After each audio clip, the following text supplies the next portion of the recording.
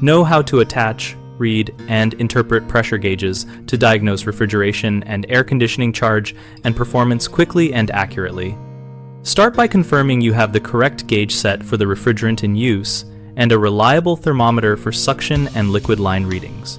Connect the low side hose to the suction service port and the high side hose to the liquid line service port while the system is running and stable. Allow the pressures to settle for a minute after connecting. Record the running pressures and the ambient outdoor temperature, and then convert those pressures to saturation temperatures using the refrigerant pressure temperature chart for the specific refrigerant. Measure the evaporator or suction line temperature near the service port for superheat calculation by subtracting the saturation temperature from the measured suction line temperature, and measure the liquid line temperature near the high side port for subcooling by subtracting the measured liquid line temperature from the saturation temperature. Use superheat and subcooling target ranges based on system type. For fixed orifice systems, expect higher superheat numbers than for systems with a thermostatic expansion valve. For systems with a thermal expansion valve, common low superheat. Targets are between 8 and 12 degrees Fahrenheit, but always refer to manufacturer guidance.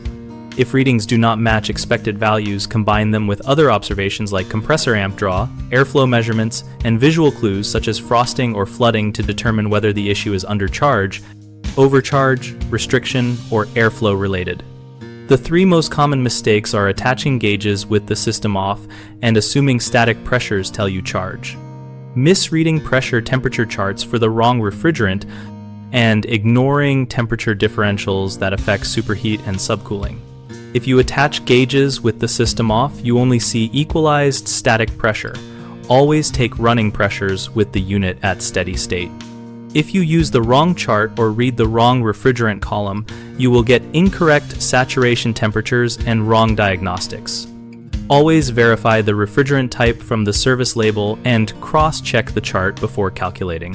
If you ignore line temperatures or ambient conditions, you will miscalculate superheat or subcool. Always measure line temperatures at the correct locations, note outside and return air temperatures, and adjust your expectations using manufacturer or system type guidelines. BigHomeProjects.com helps homeowners find local contractors by listing professionals who take on residential heating and cooling work, and by providing a discussion community where people share real-world experiences and advice.